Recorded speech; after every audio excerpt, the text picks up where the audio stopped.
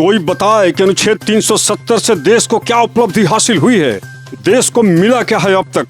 कोई एक आदमी खड़े होकर बताए कि इस देश को नुकसान के अलावा इस देश को फायदा क्या हुआ है।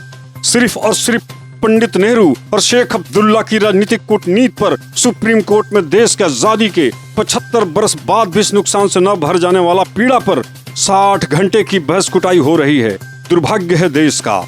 लोकतंत्र में लोग सिर्फ वोट देने के लिए पैदा नहीं हुए, गड़े मुर्दे उखाड़ने और अतीतों में रहने के बजाय एनर्जी और दृष्टि डालने की जरूरत है। लेकिन अतीतों को समाप्त तभी किया जा सकता है जब इसकी आपको जानकारी हो नुकसान क्या हुआ है। सरदार पटेल ने जब छोटे छोटे देश के राज्यों और रजवाड़े की इकाइयों को जोड़कर भारत की धरती यानी मानचित्र का निर्माण कर रहे थे, तब जम्मू और कश्मीर, जूनागढ़ और हैदराबाद को छोड़ से सभी रजवाड़ों ने विलय स्वीकार कर लिया था। हैदराबाद के निजाम ने भारत में विलय को स्वीकार कर दिया था। तब सरदार पटेल ही थे जो हैदराबाद के निजाम पर भारी पड़े और हैदराबाद में सेना भेजकर निजाम का आत्मसमर्पण करा लिया था। सरदार पटेल वो नाम है जिन्होंने भारत की तस्वीर खड़ी की। जब जम्मू कश्मीर की बारी आई तो तब पंडित नेहरू ने अंतर्राष्ट्रीय बाउंड्री विवाद कहकर कश्मीर की समस्या को स्वयं सुलझा लेने की बात कही थी।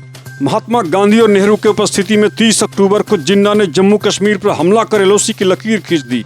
कुछ जमीनें मिली वो भी अनुच्छेद धारा 370 के तहत शेख अब्दुल्ला को सौंप दी। क्या भारत का संविधान खैरात बांटने के लिए बना था? जब देश आजाद हुआ तब महात्मा गांधी को जितनी चिंता पश्चिमी पाकिस्तान की थी उतनी चिंता भारत की नहीं रही थी। पंडित नेहरू और महात्मा गांधी ने उस वक्त के जम्मू कश्मीर के राजा हरि सिंह से मिलने और भारत में शामिल होने का प्रस्ताव एक बार भी नहीं भेजा। महात्मा गांधी तब जम्मू कश्मीर गए भी तो हरि सिंह ना चाहते हुए भी स्वयं मिलने आए। उस समय गांधी भी शेख अब्दुल्ला के परिवार की भव्य मेहमान नवाजी से आश्चर्यचकित रह गए थे। लेकिन तब भी महात्मा गांधी ने राजा हरि सिंह को भारत में शामिल हो जाने के बाद पर कोई बात नहीं की, ना कोई प्रस्ताव दिया, क्योंकि अहंकार बड़ा हो चुका था। महात्मा गांधी और पंडित नेहरू ये दो नेता देश से बड़े बन चुके थे। नतीजा यह हुआ कि समय को ना गवाते हुए जिन्ना ने जम्मू कश्मीर पर हमला कर दिया। इतने बड़े भारत की सेना की मौजूदगी से बेखौफ जिन्ना ने जम्मू कश्मीर पर कदम उठाने में कोई देरी नहीं की।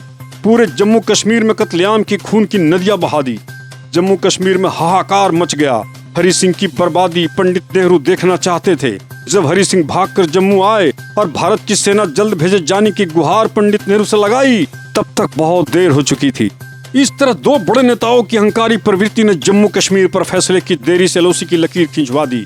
अगर बड़े सख्त सरदार पटेल ना होते तो भारत का जो मानचित्र मैप देख रहे हैं यह भी आज देख नहीं पाते, क्योंकि जम्मू कश्मीर के हरि सिंह ने भारत और ना ही पाकिस्तान में शामिल होने की भावना प्रकट की थी।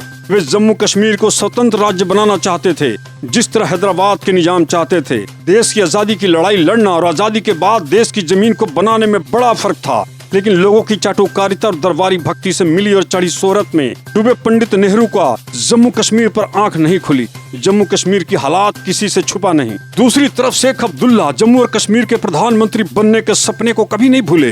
चापलूसी इस कदर थी कि दिन रात पंडित नेहरू के इर्द गिर्द ही देखे जाते थे। जिस तरह संविधान में हस्तक्षेप कर पंडित नेहरू और शेख अब्दुल्ला ने 370 का इस तरह का अलगाव की जमीन का निर्माण कर डाला। अनेकों नियम ऐसे बना डाले जो भारत के संविधान में ही उनके कंट्रोल नहीं। सबसे बड़ा सवाल कि 1990 से लगातार कश्मीरी पंडितों पर कत्लेआम होता रहा और इतना बड़ा देश खामोश कैसे रह गया। आजाद भारत में अपने ही जमीन से कोई बेदखल कैसे हो सकता है। खाना बदोश की जिंदगी से भी खराब जिंदगी को कश्मीरी पंडितों ने जिया, लेकिन कभी जुल्म के खिलाफ हथियार नहीं उठाया। भारत के अन्य राज्यों में कश्मीरी पंडितों की पलायनवाद पर बिखर जाने का तमाशा भारत के सरकारों ने देखी कैसे। भारत सरकार ने कश्मीरी मुसलमानों की विस्थापना पर क्यों नहीं सोचा। भारत का अल्पसंख्यक कहे जाने वाली 40 करोड़ मुसलमानों ने इस पर कोई इतराज कभी नहीं जताया। हिंदुओं की इतनी बड़ी आबादी ने जंतर मंतर पर खड़ा होने और आंदोलन चलाने के दुस्साहस क्यों नहीं किया। भारत के आर्थिक अधीन पर, आर्थिक वितरण पर सरकार चलाने वाले, ऐसो आराम करने वाला कश्मीर का झंडा कैसे अलग रखा जा सकता है। देश के नेताओं ने संसद में नेहरू से सवाल कभी क्यों नहीं पूछा। क्या यह काम सिर्फ श्यामा प्रसाद मुखर्जी का था? गांधी और नेहरू देश से बड़े थे। सुप्रीम कोर्ट में कांग्रेसियों के सवाल पूछना जरूरी है। कितना बड़ा ज्योग्राफिकल मिस्टेक कैसे हो सकता है कि कोई एक नेता आंखों में धूल झोंक कर कश्मीर को अलग रास्ते पर जाने की स्वीकृति दे दी। आखिरकार कश्मीर का अनुच्छेद 370 का रास्ता भारत में नहीं पाकिस्तान में कैसे जाता है। जाहिर है न्यायपालिका में पढ़े लिखे वकीलों और जजों की न्याय पर एकाग्र साधना पर कोई सवाल नहीं करता। अगर समय की धूल की परतों में कुछ दिखाई नहीं दे रहा है तो 18 वकीलों का 60 घंटों का बहस व्यर्थ है। सिर्फ इसलिए कि मोदी सरकार ने संसद सभा से अनुच्छेद 370 खत्म करने का निर्णय ले लिया, संविधान सभा से नहीं, क्योंकि मानव मूल्य की रक्षा, देश की रक्षा कहीं से भी यह उचित सर्वसामान्य होना चाहिए। क्योंकि संविधान में हस्तक्षेप जितना नेहरू का था, उतना हस्तक्षेप किसी प्रधानमंत्री को नहीं मिला। कारण उस वक्त टांग खींचने वाले हजारों पार्टियां नहीं थी। पंडित नेहरू एकाकी सरकार के इकलौता स्वामी थे और उनका स्वामित्व अधिकार था। नेहरू के तत्काल मरणोपरांत भी कोई देश का प्रधानमंत्री घोषणा नहीं थी। कितनी बड़ी देश के साथ यह व्यक्तित्व के लिए खिलवाड़ था, जिसको देश ने नजरअंदाज किया। 1954 में भारत के राष्ट्रपति का देश पर अनुच्छेद 370 के साथ अनुच्छेद 35 को जोड़ा गया था। अनुच्छेद 370 जम्मू कश्मीर को विशेष दर्जा देता है। अनुच्छेद 35A प्रदेश को निर्धारित करने की शक्ति देता है कि कौन यहाँ का मूल और स्थायी नागरिक है और उन्हें क्या अधिकार मिले हुए हैं। इस पंक्ति को ध्यान से सुनिए। अनुच्छेद 370 और 35A को संविधान में 1954 में तत्कालीन प्रधानमंत्री नेहरू और जम्मू कश्मीर के प्रधानमंत्री शेख अब्दुल्ला के बातचीत के बाद शामिल किया गया था। भारत के राष्ट्रपति डॉक्टर राजेंद्र प्रसाद सिर्फ आदेश देने मात्र भर थे। लगभग 68 साल बाद सुप्रीम कोर्ट में इस मामले पर सुनवाई हो रही है। सुप्रीम कोर्ट यथार्थ दृष्टि भारत के सभी कोने में मणिपुर जैसी दशा पर चिंतित दृष्टि कश्मीर पर भी समानांतर पड़ी होती तो न्याय व्यवस्था की प्रणाली पर यह खंभा और ऊंचा दिखाई देता।